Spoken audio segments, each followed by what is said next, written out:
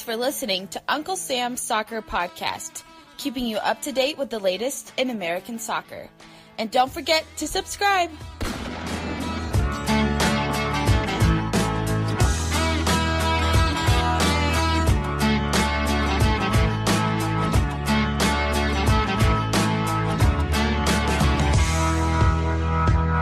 Hello everybody and welcome to this edition of Uncle Sam's Soccer Podcast. I'm your host Steven Jodderand, and yes, we're back. Sorry about last week's technical difficulties. But here we go. Today's discussion is going to be about TV and soccer in America. With all the viewing options, does this hurt or help U.S. soccer as a whole? What about the effects on MLS? Former MLS pro and now analyst Bobby Warshaw joins us to discuss MLS Deadline Day. Finally, last week's conversation with contributor to American Soccer Now, New York Times Howler Magazine, Brian Sciaretta, joins us to chat Americans abroad. Joining me, as always, is Arman and Jake Watroba. Let's get to today's show. Fellas, it's been 2 weeks since we've recorded something. How we doing?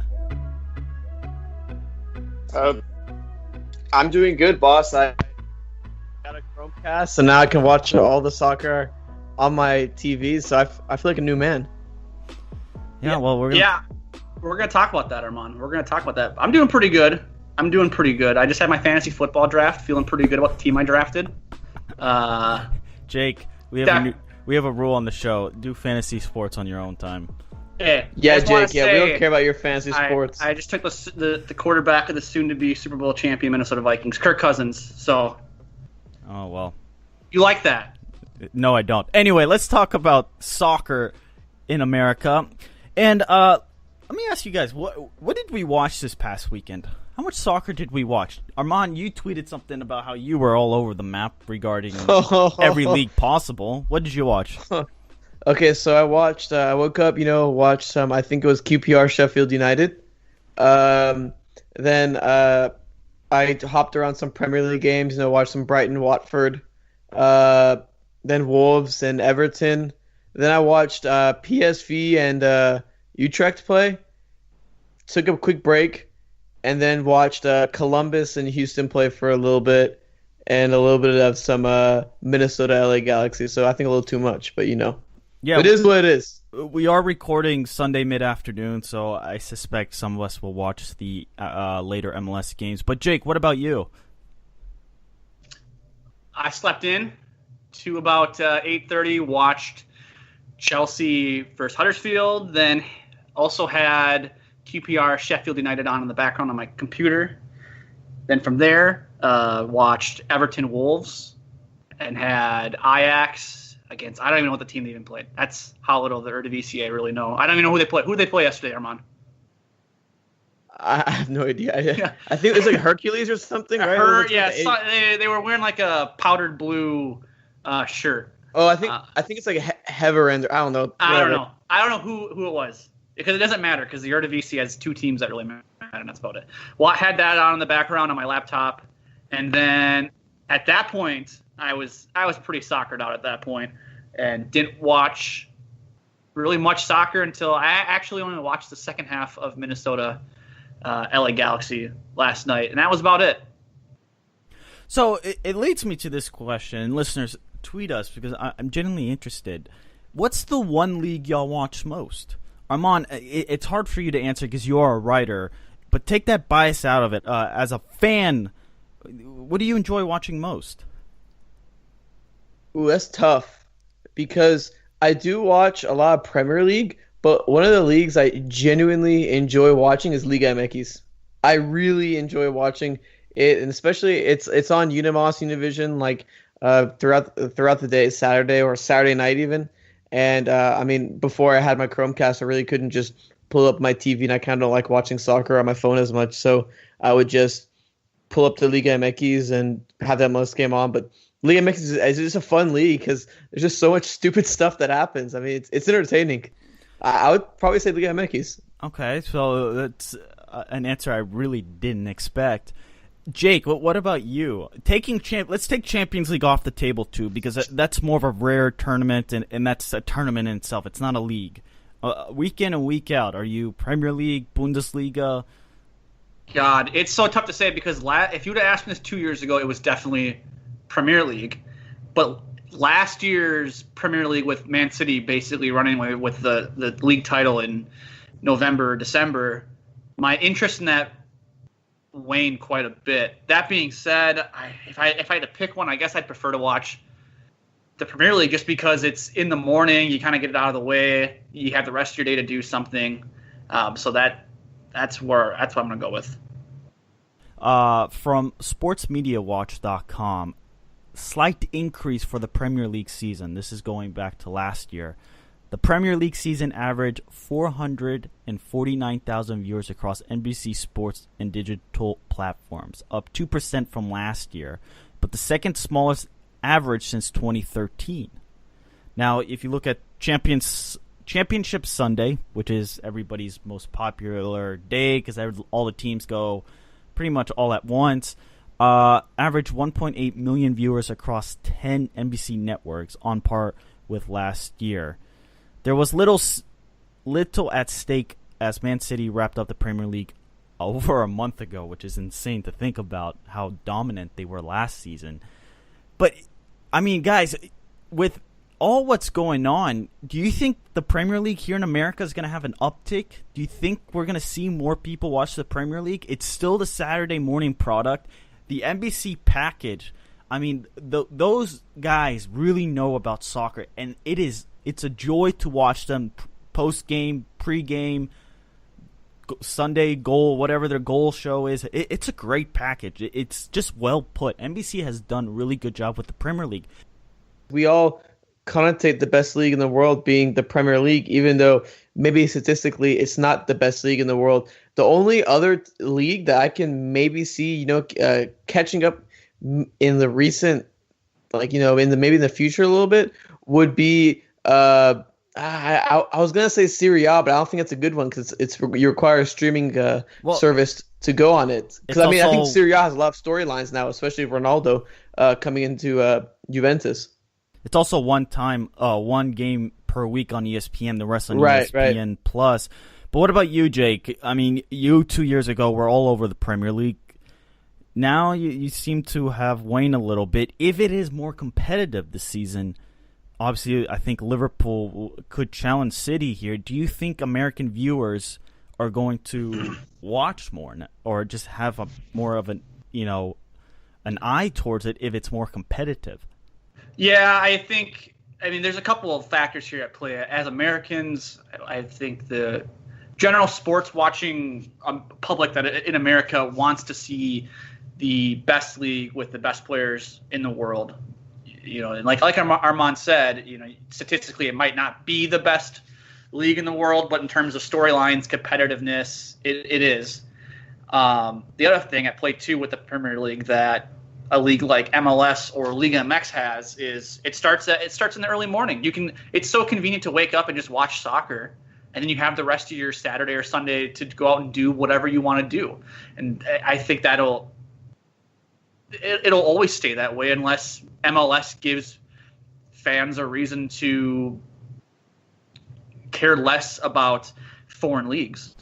Well, the TV numbers for last year in MLS, now this is from Goal.com, viewership on ESPN and ESPN2 combined was slightly down in 2017. MLS matches on ESPN and ESPN2 averaged 272,000 viewers in 2017 compared to the 274,000 in 2016. So 2,000 difference, really not much there.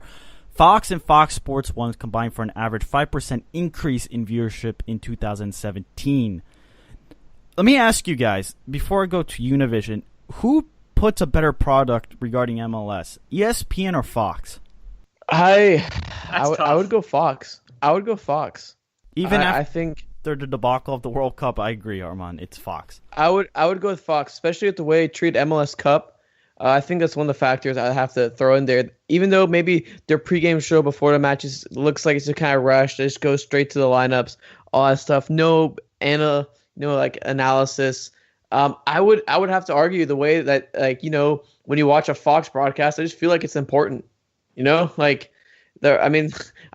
like it's that I guess, quote unquote, important through ESPN. I mean, because the way he treated MLS Cup, it was like nothing. I mean, Fox treated it like it was a big event, which it is, and it showed in the numbers and the ratings.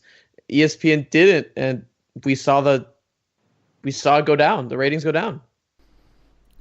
I agree with Arman in terms of just the network. Like you said, it makes MLS Cup feel important when they put it on Fox instead of FS1 or like ESPN does, and just keeps it on. They put it on ESPN2 and moved it up 3 hours because of the Heisman Trophy presentation. Is that what they did last year?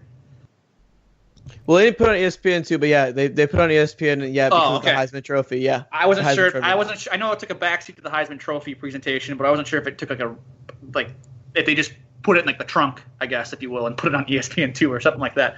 No, I mean, I don't know. I like John Strong and Stu Holden as a duo. As a duo, I don't mind. Is it Adrian Heatley and Twellman? Yeah, but Twellman's halftime speech is useless because they don't even talk about the game that's going on. So they don't break down like, hey, Atlanta needs to do this to beat Toronto or something. You're right. It's just highlights and then Taylor Twellman's rant, and that's it. It's like as if it's a preseason friendly where the game on the field that they're broadcasting has no significance to anything. You're right, because they don't do a studio show before the match or after the match to talk about really what had happened in the game. It's basically like we got to run through these MLS scores real quick, and then we got 2 minutes of Taylor Twellman talking about the major headlines in the week that was.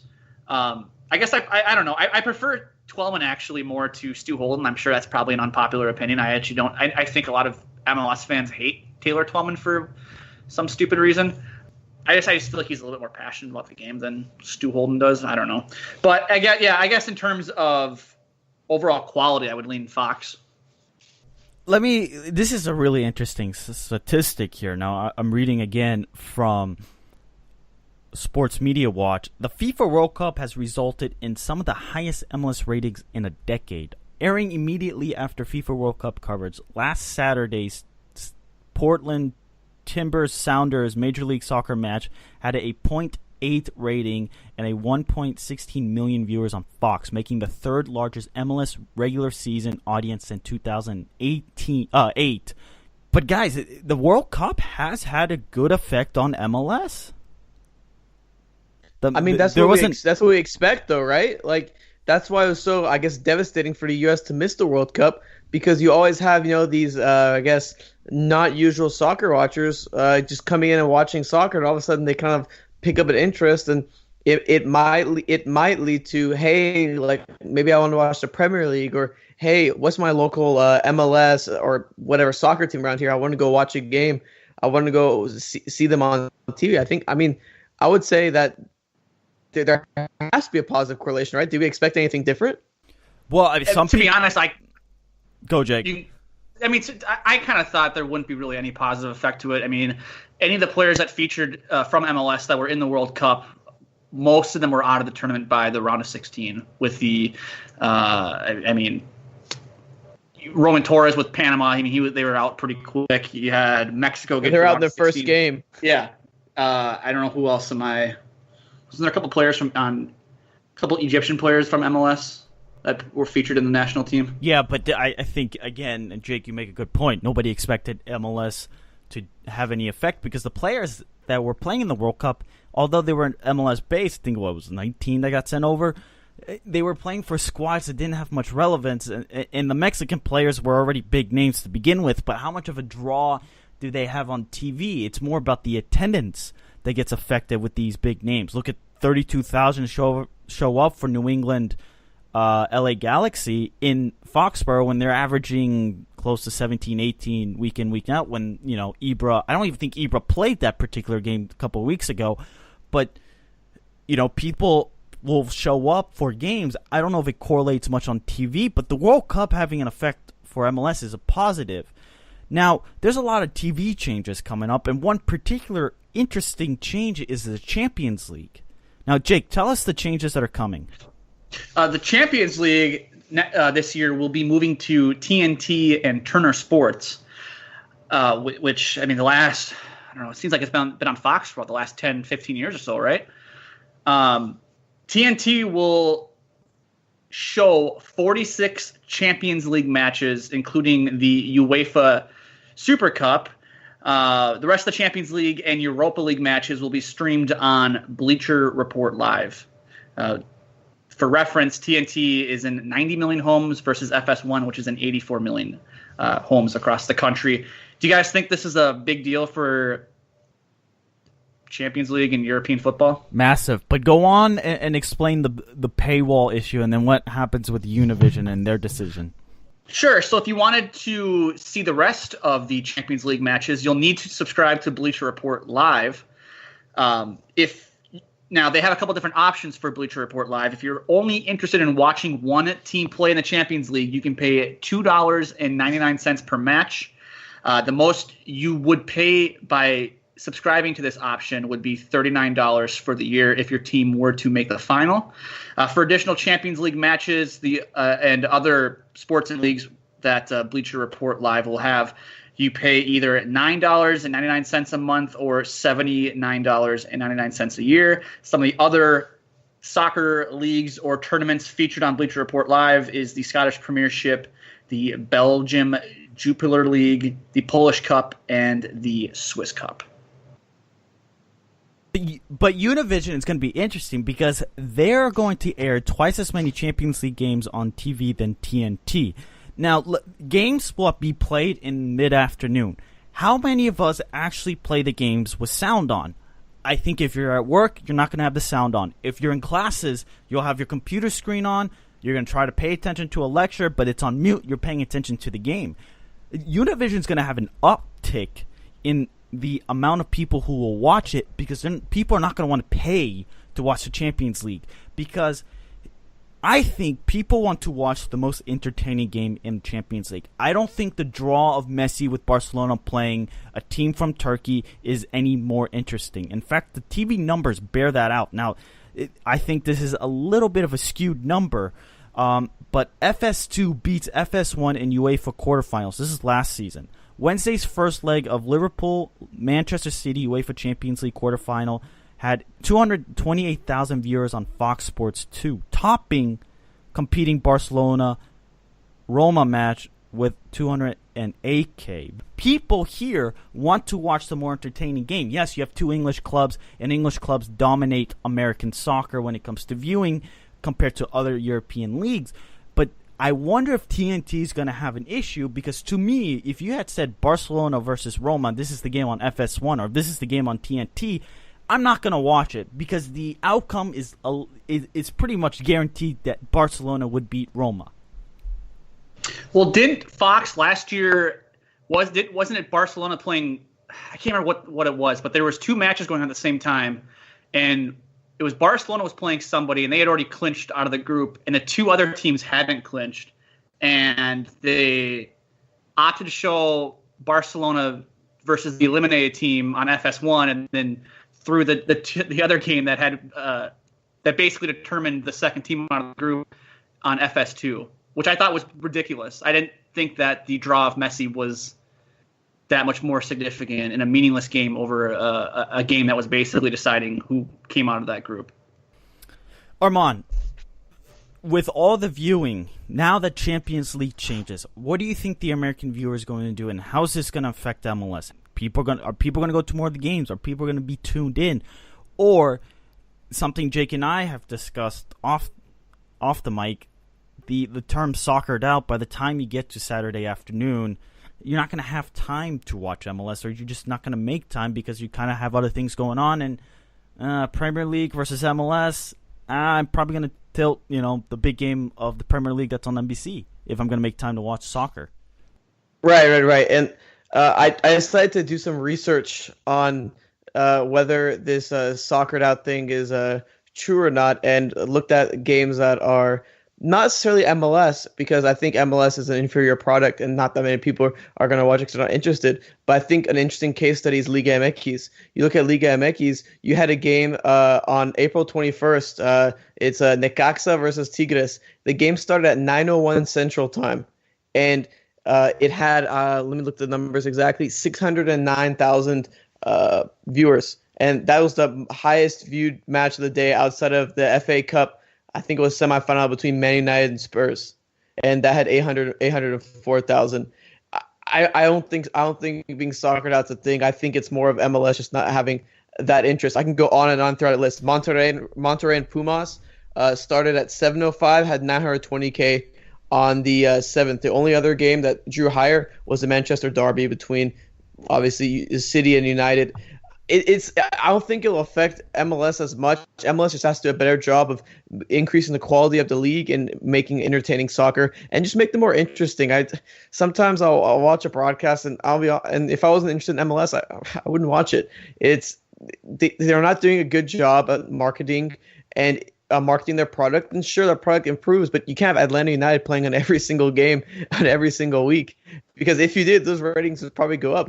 It's probably the most entertaining team in the league. But I mean, outside of that, sometimes you have teams like Nap football. I mean, we have Colorado and San Jose, Jake, right? Last night. We reached peak Nap football last night. Yes, Colorado and San Jose. I figured you were watching. I thought you would be all over. No. I was I had better things to do than watch that garbage. But and yeah, plus you have those matchups and they don't have importance. So it's kind of there's not that much. There's not going to be that much interest in the game like that. Maybe compared to a game, it's a bottom table, battle between two sides that every point matters. You might get relegated if not. So I mean, will it affect MLS? I'm not sure, to be honest, because I feel like your view of MLS is not going to change by watching Champions League or anything like that. Your view of MLS is more going to change, I think, if it was more available, as in like or the Premier League's on NBC. If they maybe had a couple games on ABC, like MLS is doing with the games on Fox, and look, the games on Fox have had massive ratings. So is there maybe a correlation there? Well, what I think is interesting is MLS does well on an attendance basis. Like, people will still go to the games. So I think it's the TV that's the struggle. It's not necessarily attendance. If you look at MLS attendance, it is third among major American sports leagues. With the ratings debate, I mean, it's all about entertainment. The thing I talk about with people is, I'm like, hey, like, why don't you watch MLS? And most of it's not like, oh, so much soccer in there. It's just more like, hey, I just don't like the quality of play. I think the quality of play is worse, and it is worse. I mean, if anyone says like, oh, MLS like Premier League, you need to go tell them like you're delusional. Like, what's wrong with you? Like, you're wrong. No, you're right. But what I'm saying is, the thing I think people have a hard time understanding is, I think, Jake, you're a perfect case. You have a girlfriend. You have a life going on. You get up Saturday morning. It is easy to turn on a Premier League game. But in the afternoon, I think the Sunday night window is different. I think it's easier to watch a Sunday night because what are you going to do? You're not going out on a Sunday night, so what are you going to watch? Sunday night baseball? Probably not. It's boring. Baseball's boring to watch. You're going to watch MLS. But, Jake, I think you and I are on the side that soccered out is a true phenomenon. I don't know. Yeah, you just watch. If you watch those three, it's just so convenient to watch the Premier League in the morning. It's just, you get it out of the way.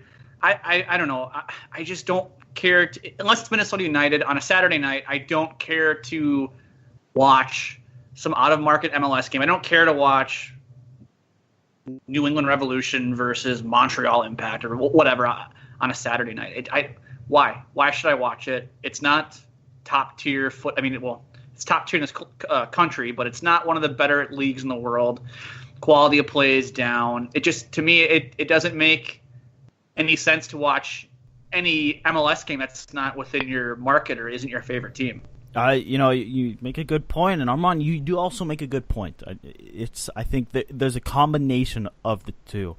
But let's get into MLS. We'll ask Bobby Warshaw some of the same questions we just posed. Comment. How is the European TV schedule going to affect MLS and U.S. soccer as a whole? Could it grab more neutrals and hopefully convert them into more MLS views? We will see. But up next, Bobby Warshaw.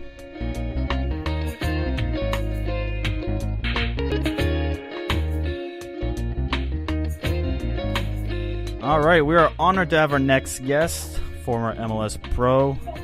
He's a MLS analyst now, broadcaster, Bobby Warshaw. You can follow him on the Twitter machine at bwarshaw14. How's it going, Bobby? What's up, guys? Thanks for having me. Oh, we're Absolutely, Bobby. We're honored, right? Yeah, we are. Yeah, we're honored, Cool. right? This is fun. As two guys from Dallas watching Bobby play, and then there's Jake from Minnesota. So I mean, I don't know. Do you watch any Bobby Warshaw up there? With the I'm new to MLS, with the Loons just joining in the last couple of years. So unfortunately, I did not watch much of Bobby play. I apologize. You haven't even gotten the full MLS experience. I guess you've gotten the heartbreak experience. I feel like Yeah. Well, full MLS. I'm going to ask you about some Loons heartbreak here in about a couple minutes. We'll get to that. Let's do it. Yeah, Bobby. And just before this, we were just talking about all the new, TV rights deals that are going on. I mean, there's so much soccer on TV. What do you make of MLS's TV product that they have right now? Oh wow, you guys just came in swinging, huh? You guys went to the big play. We don't hold back. No. Listen, I think that I'll put this in three ways. The first, and I don't know if I get in trouble for saying this kind of thing, but I think the local TV products are poor, right? I think that the production, the video angles, the replays, I think that there's still ways to go on that. I do think more than ever we've got great local broadcasting teams. I mean, you take Minnesota, for example. I think the product you guys put out, I think having Jamie on the field, even like a San Jose, who I don't think the video quality is great or the way they put the whole show together, but I think that the broadcasting team is good. So I think in general, just in broadcasting a soccer game, understanding the replays, understanding angles, understanding moments from the truck and how to cut to different parts still has a way to go locally. Nationally, I think Twelman is amazing. I think Stu is phenomenal. I think that the John Strong and the teams that they have in the booth are great, but the ratings aren't there yet. I think that it doesn't. I'm not going out on a limb when I say that the ratings aren't as high as MLS people would like them to be. But I think the third part of this is that they'll come, right? Like the whole part of MLS has been slow growth, and I don't think I'm being a homer when I say this. I don't say this because I'm paid by the league, but I mean I basically put my life on the bet that MLS TV ratings will go up, right? That when the stadiums get better, that you watch a game on Atlanta, even if you don't know anything about the quality of soccer, that is dope to watch. So yeah, I'm putting my future earnings and salary on the gamble that TV ratings go up. Bobby, it's kind of a divide in our office. The term soccered out. You get up on a Saturday, you got all this Premier League coverage. Now that with ESPN Plus and all the streaming services, even if you don't buy them, you can find other games online illegally. Do you think soccered out is a possibility where you get to the afternoon and, you want to go outside or, there's an MLS game, but you're just kind of tired of watching TV, tired of watching soccer, and you turn it off? Do you think that's a possibility? Yeah, I think that's a totally fair point. The flip side of that coin that I'll give you is I do think the gateway drug into Major League Soccer is going to a game. So I actually don't – we've talked about TV ratings, and TV ratings will eventually go up, but I actually don't think that the gateway into the rise of Major League Soccer is, sitting on your couch watching a game at 6 p.m. I do think it's going to a game. Then you go to the game, you go to another one, you get into the community, and they will go up. So I think being soccered out is totally possible, is a real thing. But I also do think that I'm not as concerned about that as it's getting people to Bank of California Stadium, to Mercedes-Benz Stadium, to Jed Weld, and all these nice stadiums. So, yes, it's concerning, but also not super concerning.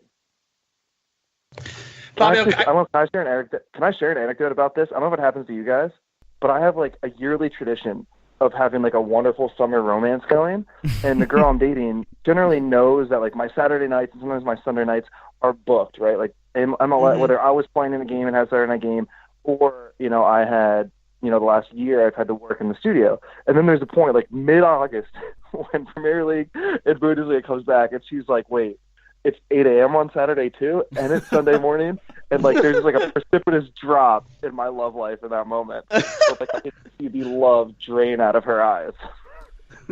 I mean, I think we are spoiled as soccer fans here in America. And if you're in a good soccer market, say in Atlanta, Portland, Seattle, even LA with the Galaxy and LAFC, you have options, and you could literally spend your entire Saturday watching soccer, either at a game or on television. And we're spoiled. Yeah. We are. And there's variety too, right? I think that's the cool part. I think if you wake up at 8 a.m. and watch the Premier League, I think that looks different than the 12 o'clock Bundesliga game, which looks different than the 7 p.m. MLS game. And not even about quality, just in the type of soccer and the type of visual product you want to take in. So I think that's the other cool part. Bobby, I kind of want to change gears here and move away here from the television talk. You played a few years with FC Dallas. As somebody who writes about and analyzes MLS, can you talk about some of the changes in the league you see today compared to when you played in the league? Good question. I think the main difference is coaching. Right? We talk a lot in the office about whether players have gotten better, and there's TAM, there's increased investment. I'm one of those people that actually isn't sure that TAM and the stuff has actually improved the product we watch on the field week in and week out. I think the biggest variable has been coaching. I think right now we've got maybe 9 or 10 coaches at a level that we might have had 1 or 2 before. I mean, you can put it in perspective, like Bruce Arena was the best coach in Major League Soccer for 10 years. And I think that Bruce, for as wonderful and phenomenal as he was, and as much as he contributed to American soccer, would just be phased out now in general how he would coach, because I think there's 9 or 10 guys that have probably passed him. I mean, if you look at the Greg Berhalters and the Jesse Marshes and the Patrick Vieira's and the Tata Martinos and Greg Vanny, like I said, I can give you 10 or 11. I didn't even list Bob Bradley there for crying out loud. I think the coaching has improved, as it really has across the world, to be fair. Bobby, I had a question. In regards to the makeup of a locker room, you have big personalities or just big names like Ibra, Rooney, and the list goes on.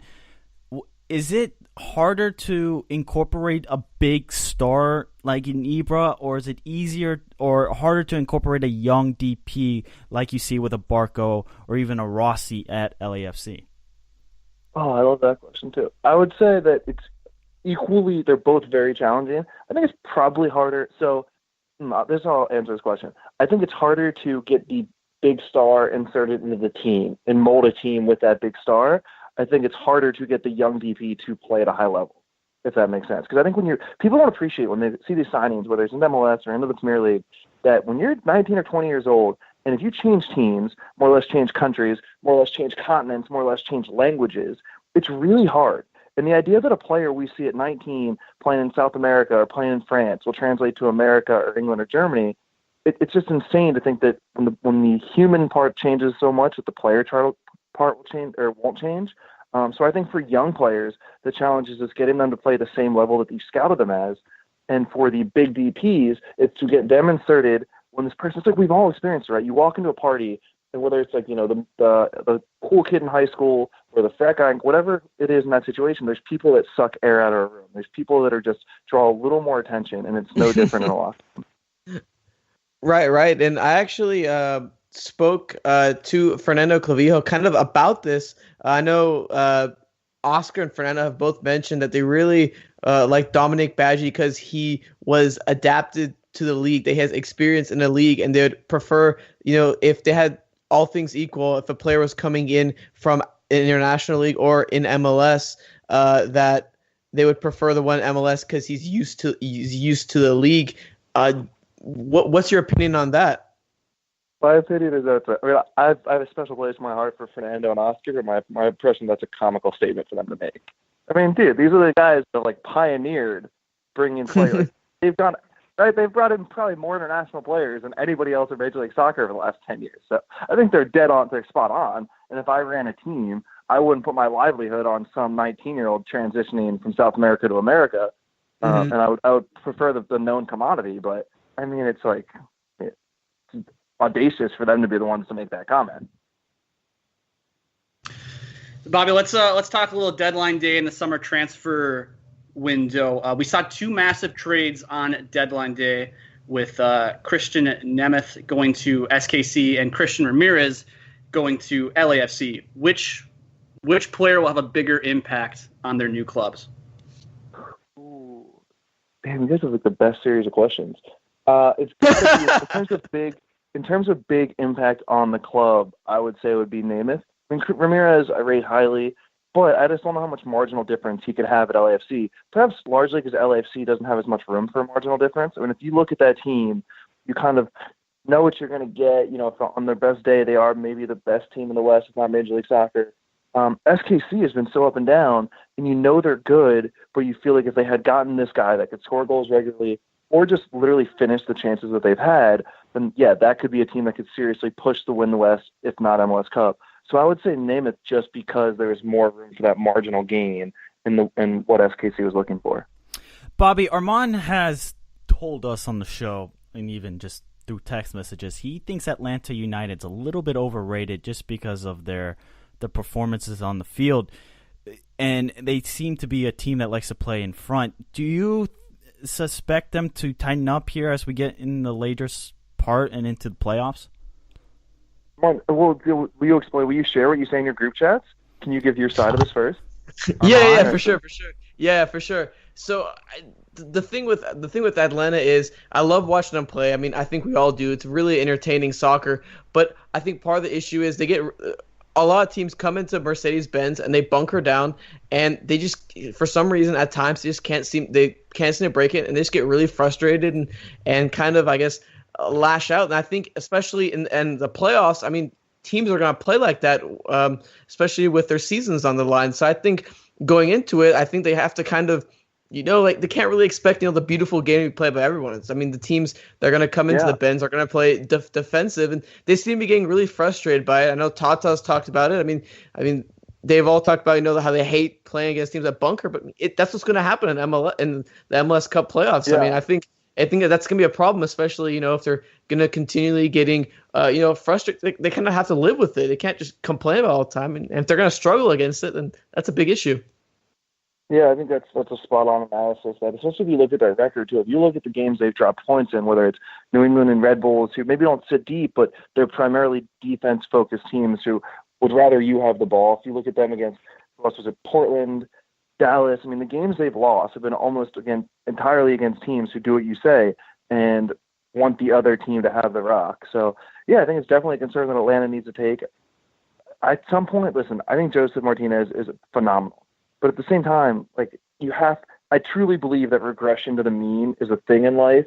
And in the history of the world, it almost always happens.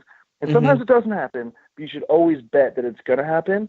And as amazing as Joseph has been, I think his 1.3 goals per game, whatever it's been, is going to come back down to earth. And Miguel Marone has been amazing, hasn't been quite as amazing last year. And Barco and Tito Villalba have been great. So, yes, I'm with you.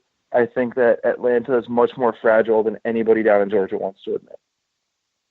Bobby, we have seen here in MLS that you can have a turn it on late, and you could be Seattle of 2 years ago, go on and win the trophy, and you'd be out of, you were looking at, out of the playoffs weeks before the playoffs had begin, and, disappointing season, but Seattle turns it on, they go win the cup.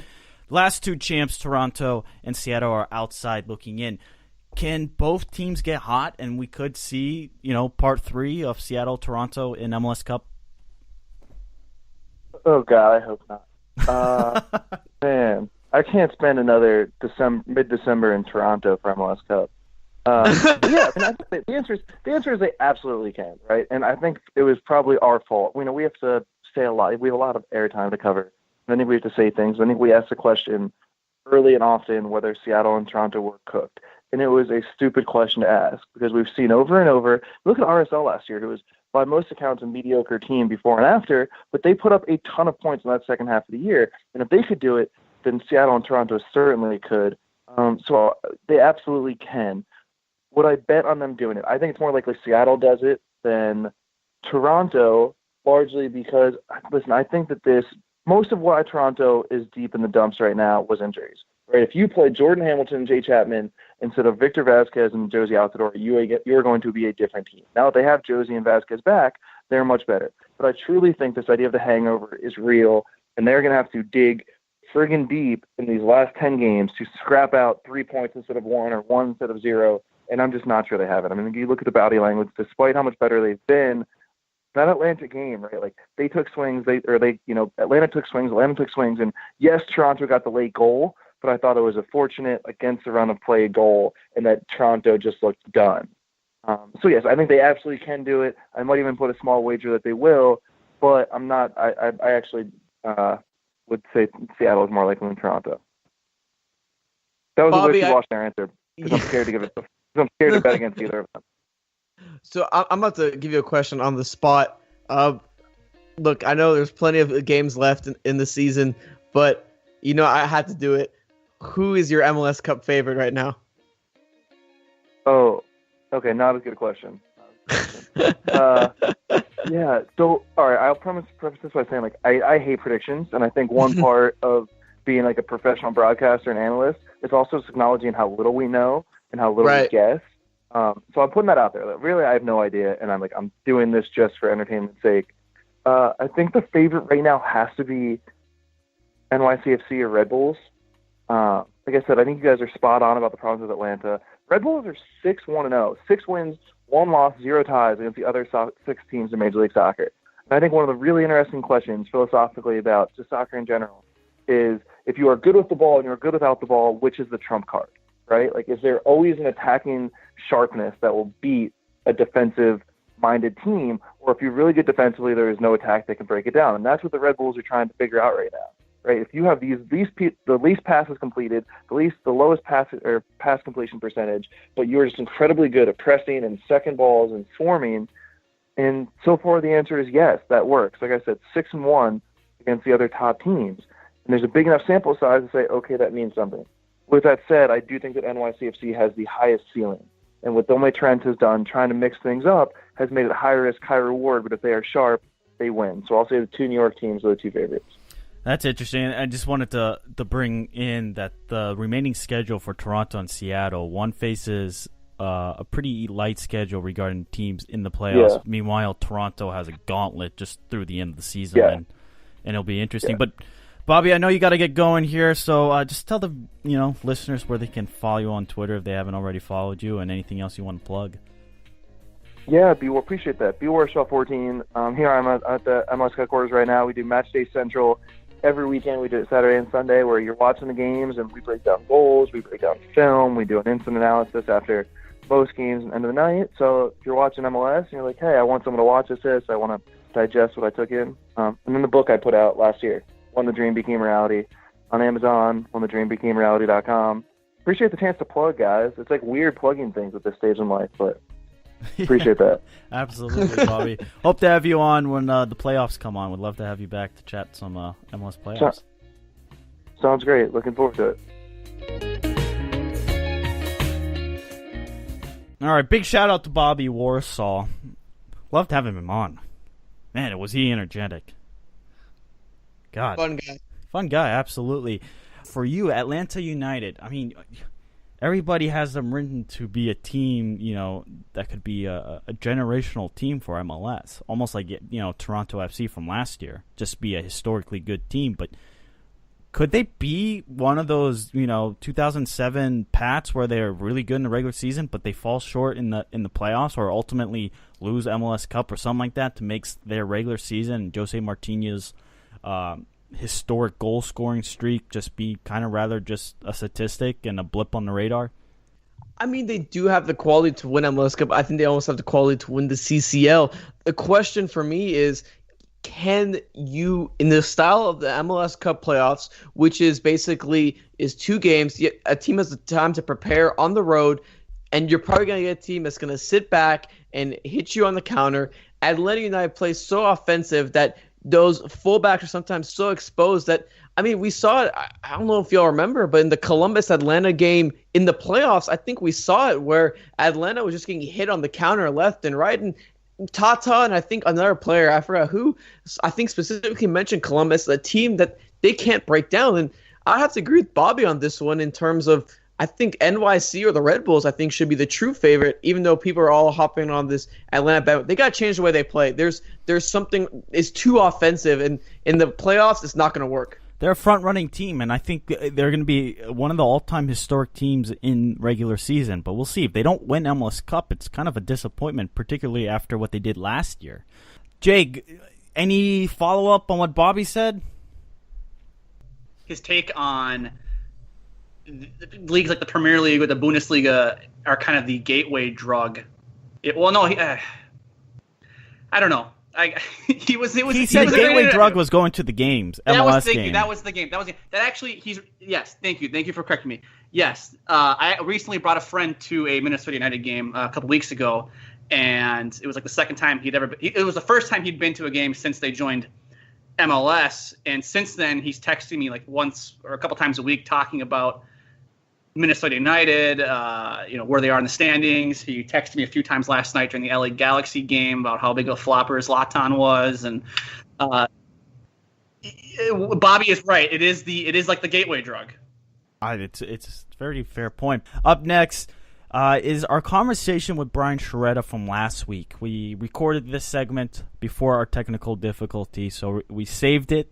And basically, we talk about Nats abroad. Some of the stuff is dated, particularly when we talk about how he was on his way to the Red Bulls LAFC game.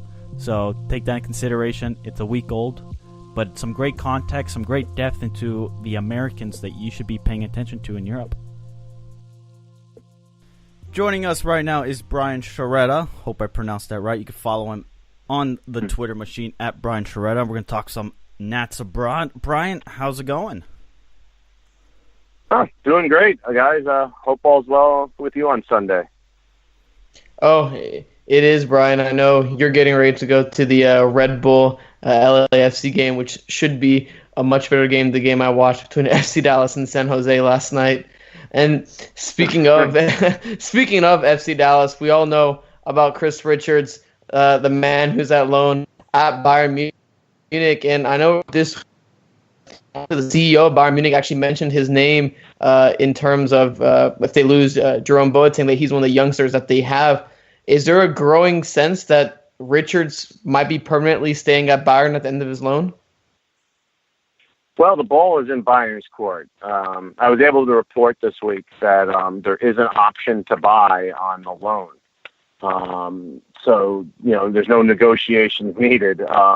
Unless Bayern tries to negotiate a cheaper price at that. But they have that much money. I don't think that's an issue. So, it's whether it's going to come down to, Bayern, whether or not they want him or not. They're not going to get haggled up with price or Dallas's unwillingness to sell. I think it's going to come down to how well he does with the U19s because, these preseason prep families sometimes can be misleading. Even if they're with the first team, you're surrounded with amazing talent like that. But when you get into the U19 level of the Bundesliga, that's going to be like a real gritty, intense games right there. A lot of players trying to prove themselves. So it's going to be up to how well he does in those games, and they're going to get a good look at him every single day. But, it's too early to tell specifically whether or not he'll stay or go, but he's done everything right so far. I think that's the only thing you can say.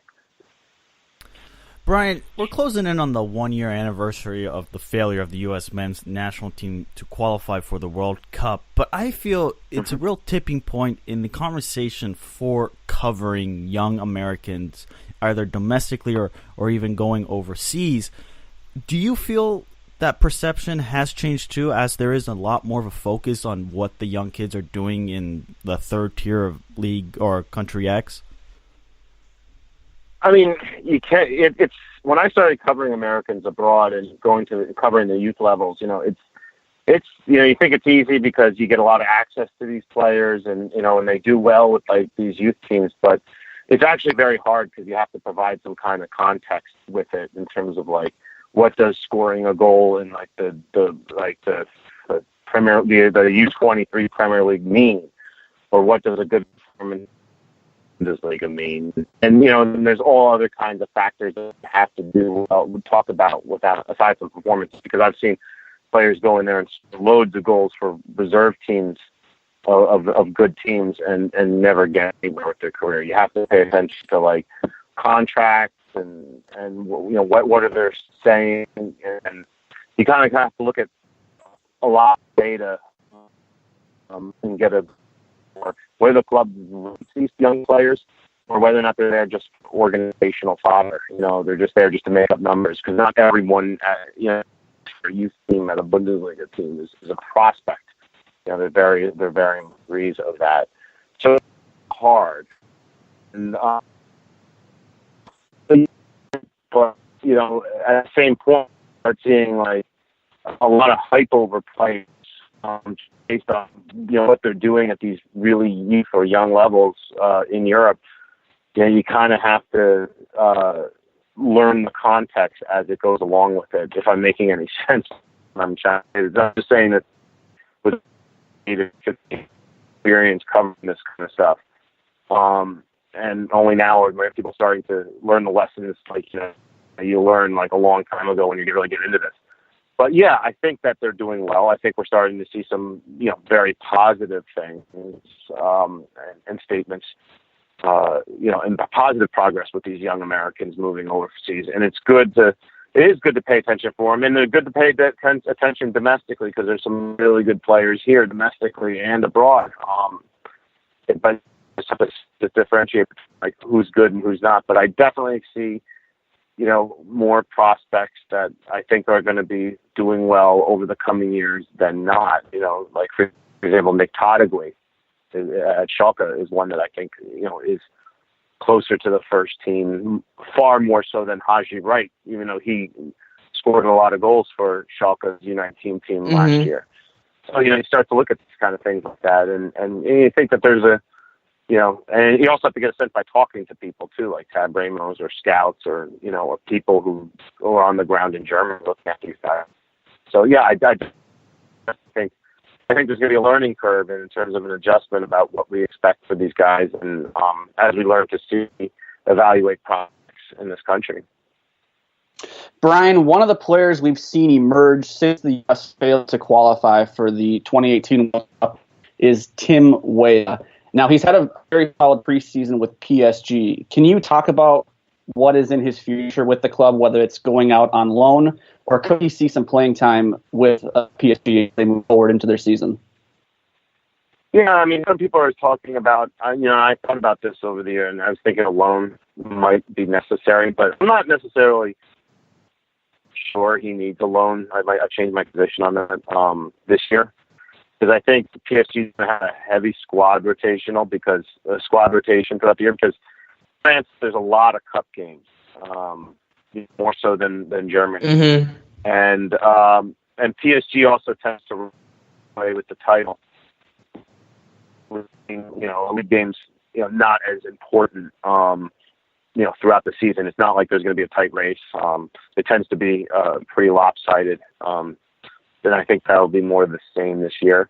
So, look, I think there's no substitute for playing, but I think he gets some value with training around these players and getting into some cup matches here and there. And he'll get a lot of experience with the U.S. national team, maybe the under-20 national team, which, if they had everyone playing for it that's eligible, I could see a scenario where they can go to the semifinals or maybe even the final of the U20 World Cup if everyone age eligible will play. I think they did it last cycle too with they had Pulisic and McKennie. I think that they have a more complete, well-rounded team. But that's a topic for another debate. So there's a lot of games to be had for Tim. So even if he's getting in some League Cup kind of games and lower kind of cup games, I don't think there's a value for that in training. Now, if as someone who just turned 18, but like, look, if it's next year. There's diminishing returns on that too. So about training with these great guys, these great teammates, eventually you need to move on. I don't think Carter Vickers will get any value with training with Tottenham and not playing. He's been there, done that. So look, if Tim Weah is in the situation next year, he would definitely need a loan. But I think 1 year of kind of getting cup matches, some league matches that aren't as important while training and playing with the national teams. He's in a good space right now for at least another 9-10 months, and then you have to revisit the fact that he'll need to play on a regular basis. Now there's another player in the French league, another American player that just went on loan to Nantes, Matt Miazga. And Brian, when is it going to come to a point where we should expect Miazga to ever even play for Chelsea, if that's possible? Or are we just not going to see him ever play at Chelsea and for him to be one of those players that's consistently loaned out to clubs abroad?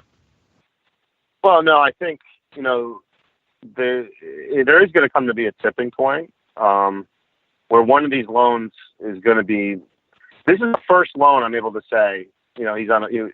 Is that the first two with the test? There was no option to buy. And look, with Miazga, there should really be no complaining. Miazga's had a great career up to this point. He's won everywhere he's gone. I mean, let's go through this. He took the Red Bulls to the Supporters' Shield. He was maybe the best central defender at the Under-20 World Cup in 2015. He went to Vitesse and he won the Dutch Cup for the first time they've ever won any kind of silverware. The second year he goes on loan again, and he wins the playoff tournament for a Europa League spot. So he's won everywhere he's gone. I mean, he's done very, very well. Now he's upping the level. This is not like initially it was reported that he was going to go to Cannes and they were interested, and that would have been bad because they're not a good club. They're relegation fodder. And while there is benefit to being a defender, on a very good on a very bad team because you're always on your heels, Miazga's got to learn how to use his passing ability and press a high line, back line for he's got good passing skills now. You want to be able to use the defenders to move forward and have it not just looking at it as a defending and clearing kind of a position. You want to be able to hold the ball with them and make some good passes. He can do that now. So now he's going to do that. Now he has to compete with a couple of other really good center backs. So playing time is going to be hard, but he's good enough. This is the first time there is an option to buy on one of his loans. So that's how it's going to end with Chelsea if he's not good enough. It's just not going to be perpetual loans. Eventually, he's going to come to be a point when one of these where he's going to go on loan. There's going to be an option to buy, and it's going to be exercised. I understand the buyout is high. Like it's going to be very expensive for not to buy. I don't even no matter how well Matt plays in this league. I don't think Nantes is going to have it in their budget to spend this kind of money on a central defender. But it's there. So, I mean, it shows that the perception of Matt is changing where he's a marketable product for Chelsea. And even if he's not there, he's going to make them money because they're going to sell him off to a team that really wants him. And if he continues to show well, so it's not just going to be like he's going to be loaned until his contract with Chelsea's over. If he's either going to be good enough for Chelsea or he's going to get sold. And so far it's worked out. So, I don't think it should be discouraging. It's just this loan business is just a way to gradually let himself work his way up the ladder. I mean, the worst thing Chelsea needs right now is like for him to sit the bench because then they lose some money because I mean not a lot of money by their standards, but this is a side business that they have for acquiring players and loaning them out and then selling them. Like when we could talk about the ethics of like is that good for football or when these clubs do this because now other big clubs are starting to emulate this and have like a side business of just marketing players in addition to their first team business of trying to win the Champions League. So that's a different question altogether. But yeah, I think Matt, I think it's either this year or next year. I think he's going to get bought out by another team. My prediction. Brian, I was scrolling through your Twitter, and you're always tweeting out about names playing. What are a couple names outside the big American household names, Pulisic, Weston McKennie, that we should be paying attention to for this upcoming European season? I mean, yeah, I'm looking forward to seeing how Palmer Brown does. Eric Palmer Brown at not Freda. I mean, he's just starting the process right now that Miazga was on. In terms of this is his second loan. He was at Kortrijk last year. And he's going to do and he's and now he's at not Freda in the Eredivisie. So yeah, he's learning there and. If he could become a regular player, it's gonna be kind of cool to see the three-way competition between Palmer Brown, Carter Vickers, and Miazga in terms of them just pushing each other. I think it's a great story. I mean, no one's taking, they're all three of them are doing so well, and there's only so many spots, but they're pushing each other and they're friends off the field. Let's see. I'm looking at Anthony Robinson now. I'm on at Wigan. They really like him. I think that he could be a left back solution for a long time. At least perhaps until maybe George Bello, who's one of the most talented prospects, until he's ready in Atlanta to maybe push him. There's a lot of guys. I'm looking at Nick Cottigui to see if he can break through at Schalke because I think he's one of the best prospects the U.S. soccer has that hasn't really quite gotten a first team, appearance yet. You can see how Josh Sargent's going to do at Werder Bremen, but I think everyone knows him. Jonathan Amon's another one that Tab Ramos has told me a couple different times that he's really looking forward to seeing. He's at Nordsjælland in Denmark. Emmanuel Sabi is another one who I think, in Europe, he's also in Denmark at Hobro. They're a bad team. They could be a relegation fodder this year, but he looks like he's at least a Superliga level striker, which is good by the Olympic standards. I think it gives, too many eggs are in the basket right now of Josh Sargent. Now you have Sabi can sneak up there. Then you have another forward who you can depend on if Sargent isn't released or he's with the full team and he can't play with the Olympic team. So there's those are some guys there that I'm, keeping my eye on closely. So there's a lot of players, follow there, but that's just a few. Brian, are there any young Americans in MLS that you have your eye on or that you've been watching recently? Well, I can't wait to watch Bello. He made the bench for the first time yesterday for Atlanta, did not play. He's been coming off an injury. He's one of the most talented American developed left back prospects I can remember. If his health holds up, and I guess it has, I guess he's recovered. He can be scary good. Gianluca Buzio had an assist for the ages yesterday for Sporting Kansas City.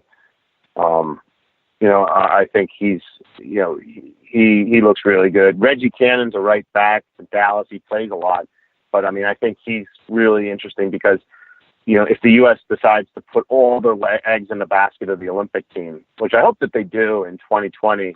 I know there's a crowded schedule that summer. You have some non-national team games. So if they go with Pulisic and McKennie, Reggie Cannon is your right back, and he's going to be a big part of that team. So those are a few that I'm looking at, and then obviously Chris Durkin for DC United. A big lament of mine is the fact that there's really not many genuine number sixes and developed American soccer. Usually, the American soccer coaches have been putting number 8s back there and just assuming that they can get the job done. And I think it's been a lost art since many, many years ago when Chris Armas and Pablo Mastroni were coming up as young players and they were really good number 6s.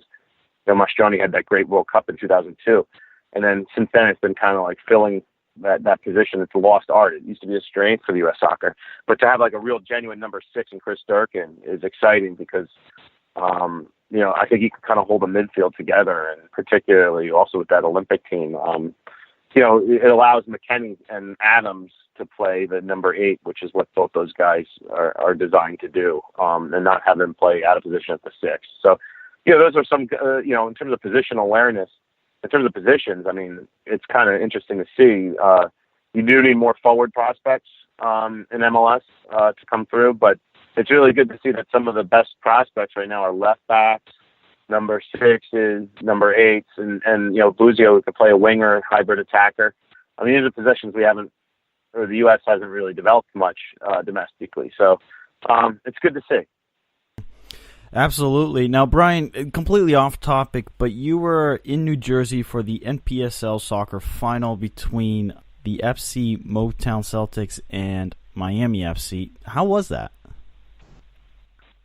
It was a lot of fun. I've been going to the FC Motown games quite a bit this year.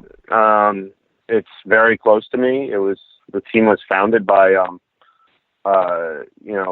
two guys who went to my high school, so I've gotten to know them. And I think Sachi Hot, who was a Red Bull's homegrown product, wasn't really the player, to make it as a professional, but I think he's got a very bright future as a coach. Still very young, but I think he's got a really good mind for it, and I think he can go a long way. And it's a good, you hope that you want to see more success stories of people getting their start at these local domestic leagues.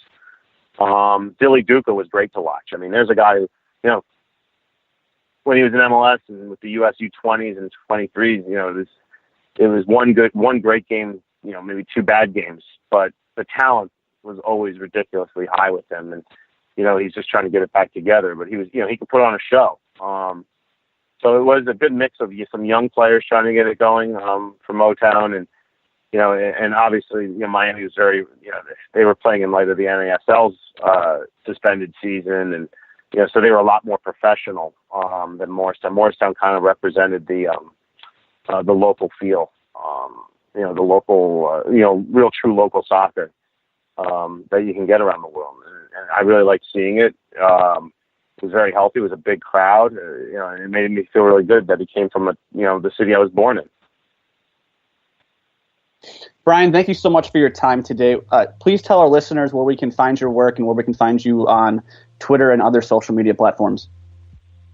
Oh, sure. I mean, I'm always doing a lot of radio with Sirius XM and Talk Sport in England, and I'm on Twitter. I usually respond to a lot of people who tweet at me. Brian at Sciaretta, Sciaretta, and I'm running a lot on Yanks Abroad and in the past. In American Soccer Now, and in the past, and hopefully sometime in the near future, I'll be maybe have some pieces with the New York Times and Howler Magazine, and who knows where else. Well, fantastic, Brian. Thanks for coming on, and enjoy the game tonight. Oh, thank you very much. Talk to you soon.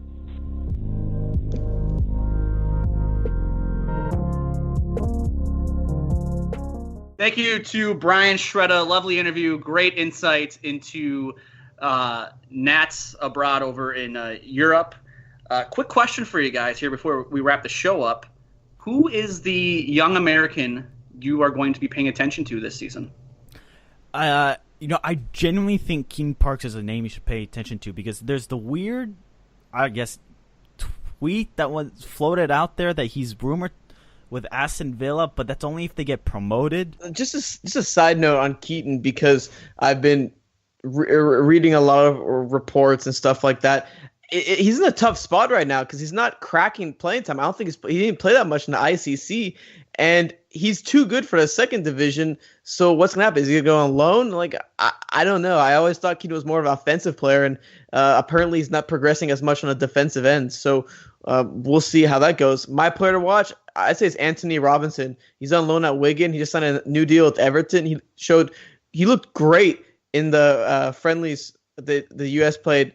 I want to see how he does. I want to see if he develops, and I'm excited if USA finds a competent left back. Jake, you tweeted or you messaged us this past week about some American kind of climbing the ladder. What's his name? Dwayne Holmes. I almost said Dwayne "The Rock" Johnson. Dwayne Holmes. I believe he just signed with Derby over in the championship, so he'll get to play underneath Chelsea legend Frank Lampard. Had to drop that as a Chelsea fan. No, but he's definitely climbed the ranks in English football. Was originally part of the Huddersfield Town setup there with the academy, and I don't recall the teams he played with in League 2 and League 1, so forgive me for that. But he's signed on with Derby, and hopefully he gets some playing time. He's still 23 years old. It's kind of an interesting story too. Of I don't want to say Jamie Vardy but pretty unique that a young American has climbed the ranks of the English football ladder and is in a club that was, if I'm not mistaken, was pretty close to winning promotion to the Premier League last year. Another guy you can watch is Matt Miazga too. If he can feature for Nance, that's big for the U.S. But we'll see, guys. We'll see. I mean, it's an interesting year for Americans, and especially with all the, I guess, what U.S. soccer is trying to do with, playing big-time friendlies against Colombia, I think Italy, Brazil, all these names that are on the list. We'll see who gets called in and who is going to be that name that we know at the end of the season that we did not know now. Listeners, follow us on Twitter, UncSamSoccerPod, at Armankafai, at Jake Watroba, at Steven Joderen. Send in your thoughts. We love to hear it. Until next time, take care.